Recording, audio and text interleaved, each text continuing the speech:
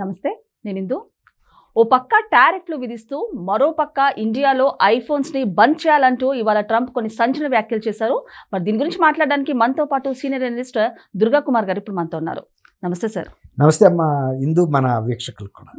Sir, మనం చూడొచ్చు, మొన్న ట్రంప్ అయితే కొన్ని సంచలన వ్యాఖ్యలు చేశారు. అంటే ఆల్రెడీ టారిఫ్లు విధించారు మనం చూసుకుంటే, అలాగే ఇప్పుడు ఇవాళ కూడా కొన్ని సంచలన వ్యాఖ్యలు చేశారు. అంటే ఇండియాలో ఐఫోన్స్ని బంద్ చేయాలంటూ ఆయన విజ్ఞప్తి చేసినట్టు తెలుస్తుంది. సో ఏమంటారు సార్ దీని గురించి? ఇప్పుడు అమ్మ పెట్టదు అడుగు తిన్నవదు అన్నట్టుగా ఉందమ్మ ట్రంప్ వ్యవహారం. ఎందుకంటే అమెరికాలో యాపిల్ సంస్థ అమెరికాకి చెందిన సంస్థ. వాళ్ళు ఐఫోన్స్ ఎక్కువగా తయారు చేస్తారు, తర్వాత వాచెస్ చేస్తారు, తర్వాత ఐప్యాడ్స్ ఇవన్నీ కూడా చేస్తారు. అది చాలా ప్రముఖమైన సంస్థ. అమెరికాలో మాత్రమే చేసేది అది అంతకుముందు. దానికి ప్రపంచవ్యాప్తంగా కూడా బాగా డిమాండ్ ఉంది. కేవలం అమెరికాలోనే 6 కోట్ల సెల్ ఫోన్స్ సేల్ అవుతాయి పర్ ఇయర్. అంటే ఎంత డిమాండ్, అంతలోనూ హై అండ్ కాస్ట్, అంటే బాగా కాస్ట్లీయెస్ట్ ఫోన్స్. తర్వాత ఎక్కువ మంది బాగా టెక్నాలజీ తెలిసిన వాళ్ళు దాన్ని ప్రిఫర్ చేస్తారు, highly educated and techie navy people. అయితే వాళ్ళు అమెరికాలో కాస్ట్ ఆఫ్ ప్రొడక్షన్ బాగా ఎక్కువగా ఉందన్న కారణంగా వాళ్ళు అమెరికా నుంచి వాళ్ళ ప్రొడక్షన్, అంటే ఉత్పత్తి చేసే కేంద్రాలని చైనాకి, ఇండియాకి, వియత్నాంకి మార్చుకున్నారు. ఎక్కువగా చైనాలో ప్రొడక్షన్ చేస్తున్నారు. ఒక రకంగా చైనా కన్నా కూడా భారత్లో ప్రొడక్షన్ 5 నుంచి 10% ఎక్కువ అవుతుంది ప్రొడక్షన్ కాస్ట్. ఇది కాకుండా వియత్నాంలో కూడా ఉంది. అంటే వాళ్ళకి ప్రపంచవ్యాప్తంగా ఇప్పుడు 3 సార్లు మాత్రమే ఉత్పత్తి కేంద్రాలు ఉన్నాయి. ఈ తర్వాత చైనా నుంచి వచ్చే ప్రోడక్ట్స్ మీద కూడా అమెరికా, మీరు ఇంతకుముందు చెప్పారు, సుంకాలు పెంచినప్పుడు ఏం చేశారంటే చైనా మీద ఇండియా కన్నా కూడా ఎక్కువ సుంకాలు పెంచిన నేపథ్యంలో వాళ్ళ ఉత్పత్తిని ఇక్కడ విస్తరించాలనుకుంటున్నారు. భారత్లో విస్తరించాలనుకుంటాం. ట్రంప్కి అది ఇష్టం లేదు. ఇప్పుడు మిడిల్ ఈస్ట్ పర్యటనలో ఉన్న ట్రంప్ అక్కడ ఒక ప్రకటన చేశాడు. ఈ CEO కుక్ అని ఉన్నాడు, ఈ ఐఫోన్ అతనితో నేను మాట్లాడాను, బయట ఎక్కడా కూడా మీరు ఐఫోన్స్ ప్రొడక్షన్ ఉత్పత్తిని పెంచొద్దు, మేక్ అమెరికా ప్రోడక్ట్. ఇప్పుడు మేక్ ఇండియా ఎలాగో మోడీ గారు తీసుకున్నాడు, ఇప్పుడు అమెరికాకి ఏంటంటే గతంలో పెద్ద వీళ్ళని ఎవరిని కూడా కేర్ చేయలేదు. దాంతో అక్కడ ట్యాక్స్, లోకల్ ట్యాక్సెస్ కానీ ప్రొడక్షన్ లేబర్ కాస్ట్ కానీ అక్కడ ఎక్కువ, అమెరికాలో అన్నీ ఎక్కువే.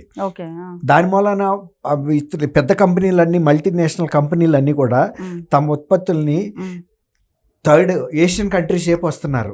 ఎందుకంటే ఇక్కడ లేబర్ తక్కువ, తర్వాత ఇక్కడ డెవలప్మెంట్ కోరుకున్న ఈ కంట్రీస్ ఏం చేస్తున్నాయంటే వాళ్ళకి రాయితీలు ఇస్తున్నాయి, భూములు ఇస్తున్నాయి రాయితీగా, తర్వాత ట్యాక్స్ కన్సెషన్ ఇస్తున్నాయి, తర్వాత లేబర్ ఖర్చులు ఇక్కడ తక్కువ, ఎలక్ట్రిసిటీ ఖర్చులు తక్కువ, వాటర్ ఖర్చులు తక్కువ. ఇవన్నీ కూడా ఆ కంపెనీలకి కలిసి వచ్చే అంశాలు.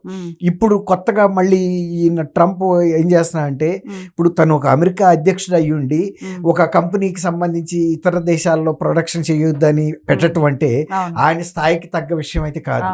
అది కొంచెం స్థాయికి తగ్గిన విషయం, ఆయన స్థాయికి తగని విషయం. ఇప్పుడు ఆయన అనే దాని ప్రకారం వీళ్ళు కుక్ కనుక ఒప్పుకుంటే కనుక కొంత అటు పెట్టచ్చు.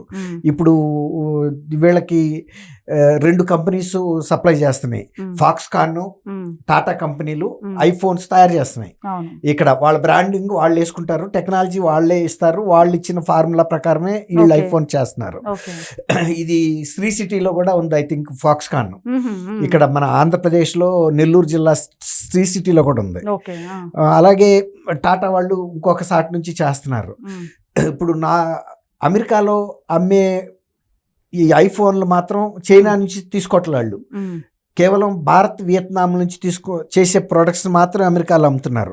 మిగిలిన ప్రపంచ దేశాల్లో అమ్మే సాట్లకి చైనా ఫోన్లు తీసుకెళ్తున్నారు.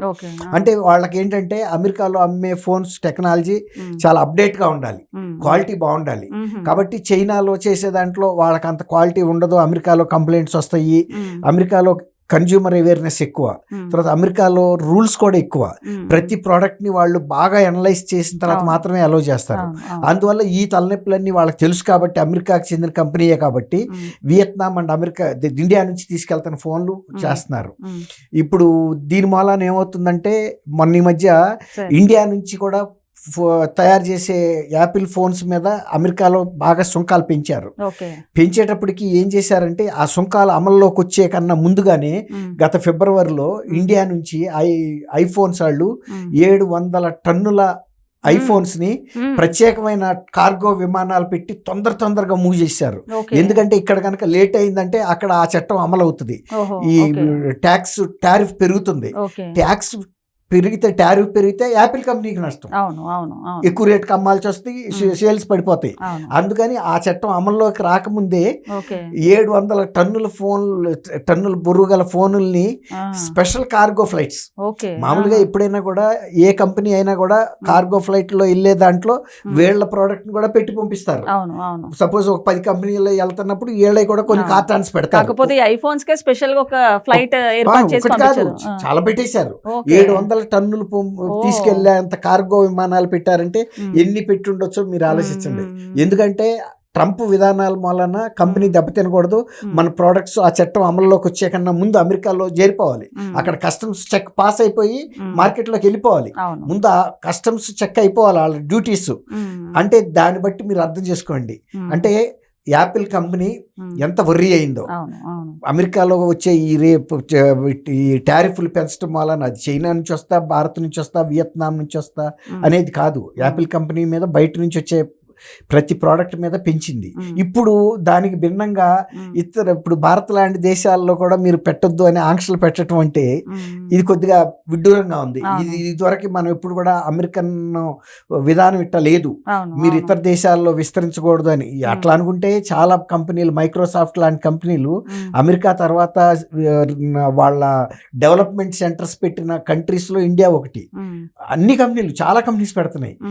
అట్లాంటప్పుడు ఆ అమెరికా విధానంలో కొంత మార్పు వస్తుంది. ఎందుకంటే మా దేశానికి చెందిన కంపెనీలు ఇతర దేశాల్లో కొన్ని $1 బిలియన్ పెట్టుబడులు పెట్టి అక్కడ ఇది ఎంప్లాయ్మెంట్ జనరేషన్ చేస్తున్నాయి, ఉపాధి.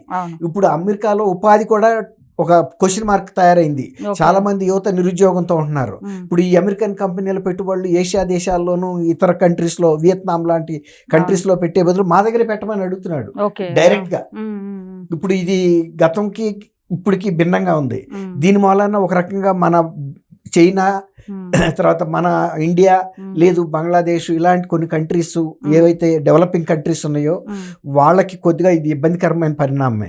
ఎందుకంటే మనం ఎక్కువగా విదేశీ పెట్టుబడులు మల్టీనేషనల్ కంపెనీస్ నుంచి ఆశిస్తున్నాం. దానికి తగ్గ రాయితీలు కూడా ఇస్తున్నాయి ఈ దేశాల్లో. ఇప్పుడు మొన్న ఈ మధ్య చంద్రబాబు నాయుడు గారు కూడా ఆంధ్రప్రదేశ్లో అనేక పెద్ద కంపెనీలకు సంబంధించి తక్కువ రేటుకి కూడా ఇచ్చారు. అట్లా మల్టీనేషనల్స్ కనుక ఇప్పుడు ట్రంప్ విధానం కనుక అమలైతే ఇప్పుడు చైనా మీద కూడా ఎఫెక్ట్ పడుతుంది.